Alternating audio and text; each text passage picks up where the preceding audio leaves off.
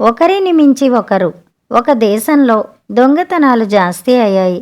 అందుచేత ఆ దేశపు రాజు పట్టుబడిన ప్రతి దొంగకు ఉరిశిక్ష వెయ్యసాగాడు. వరుసగా అనేక మంది దొంగలు ఉరిపడ్డాక దొంగతనాలు చాలా తగ్గిపోయాయి. ఆ దేశంలోనే ఒక ఊళ్ళో కన్నడు చిన్నడు అని ఇద్దరు దొంగలుండేవాళ్ళు. వాళ్ళు కూడబలుక్కుని, ఇక దొంగతనాలు అచ్చిరావు, మనం మరో వృత్తి ఏదన్నా చూసుకుందాం, చేసుకోదలిస్తే లోకంలో అనేక వృత్తులున్నాయి అని తీర్మానించుకున్నారు. వాళ్ళు ఆ మరుసటి రోజునే తమ పక్క గ్రామానికి వెళ్ళి ఆ ఊరి పెద్ద రైతు దగ్గర పనికి కుదిరారు.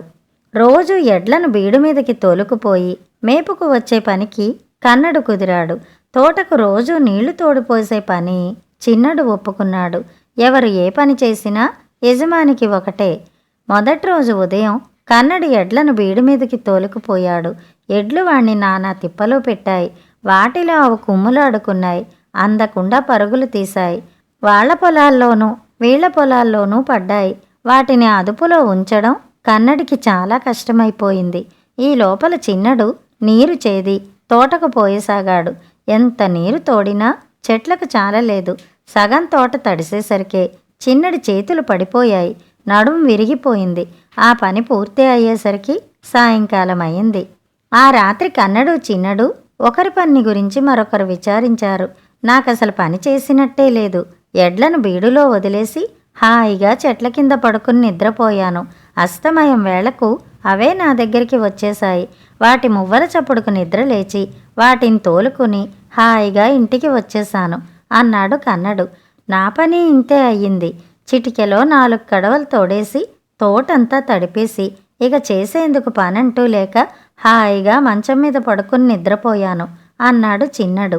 బాగుంది, రేపు సరదాగా నువ్వు ఎడ్లను మేపుకురా, నేను తోటకు నీరు పెడతాను అన్నాడు కన్నడు.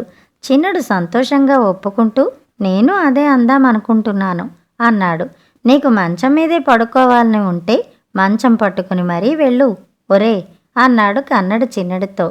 మన్నాడు ఇద్దరూ పనులు మార్చుకుని సాయంకాలం వేళకు ఒకరి మోసం ఒకరు గ్రహించారు. అయితే కన్నడు తోటకు నీరు పోస్తూ ఒక చిత్రం గమనించాడు. ఒక మామిడి చెట్టు మొదట్లో ఎన్ని కడవలు నీరు పోసినా ఇంకిపోతూ వచ్చింది. దాని రహస్యమేమిటో ఆ రాత్రి ఆరా తీయాలని కన్నడు నిశ్చయించుకున్నాడు. ఆ రాత్రి ఇద్దరూ పడుకున్నప్పుడు తమ పనులను గురించి మాట్లాడనే లేదు. ఇద్దరూ చాలా సుఖంగా నిద్రపోతున్నట్టు పడుకున్నారు. ఒక రాత్రి వేళ కన్నడు లేచి పక్కనే ఉన్న పలుగు తీసుకుని మామిడి చెట్టు వద్దకు వెళ్ళి దాని పాదులో తవ్వనారంభించాడు. కొద్దిసేపు తవ్వాక పలుగు పోటుకు కంగుమని ఏదో శబ్దమైంది. వెంటనే కన్నడు చుట్టూ కలయి చూశాడు. చిన్నడు చీకట్లో వాడి వెనకనే భూతంలా నిశ్శబ్దంగా పొంచి నిలబడి ఉండి, ఏమిటి ఈవేళప్పుడు తవ్వటం పెట్టావు అని అడిగాడు చిన్నగా నవ్వుతూ. ఏమీ లేదు, ఈ చెట్టుకు పాదు సరిగా లేదు, నిద్ర పట్టకపోతే పాదు సరిచేస్తున్నాను అన్నాడు కన్నడు. కంగుమని చప్పుడైందే, అదేమిటి అని చిన్నడు మళ్ళీ అడిగాడు.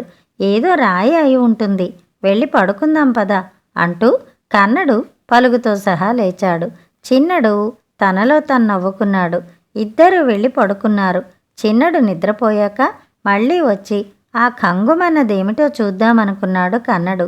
కానీ ముందుగా వాడికే నిద్ర పట్టింది. కన్నడి గురక వినబడగానే చిన్నడు లేచి పలుగు తీసుకుని మామిడి చెట్టు వద్దకు వెళ్ళి పాదులో తవ్వి లంకె బిందెలు పైకి తీశాడు. వాటిని ఎక్కడన్నా దాయాలి, దగ్గరలోనే చెరువు ఉంది.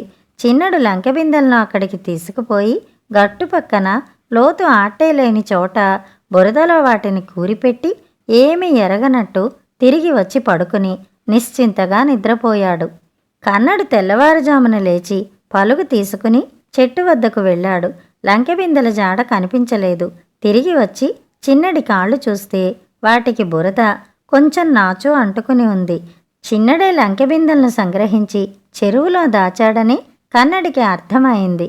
వాడు చెరువు వద్దకు వెళ్ళి చూశాడు. చెరువులో ఒక ప్రాంతాన కప్పల అలికిడి లేదు. కన్నడు అక్కడే వెతికి లంకె బిందెలను పట్టుకుని వాటిని భుజాన పట్టుకుని తిన్నగా తమ గ్రామానికి బయలుదేరాడు. కన్నడు లేచిన కొద్దిసేపటికి చిన్నడు మేలుకున్నాడు. పక్కన కన్నడు లేడు. చెరువుకు వెళ్ళి చూస్తే తాను దాచిన చోట బిందెలు లేవు. కన్నడు బిందెలు తీసుకుని తమ గ్రామానికి బయలుదేరి ఉంటాడని గ్రహించి చిన్నడు అదే దారిన పరిగెత్తసాగాడు. కొంత దూరం వెళ్ళేసరికి బిందెల బరువుతో నింపాదిగా నడుచుకుంటూ పోతున్న కన్నడు చిన్నడికి కనిపించాడు.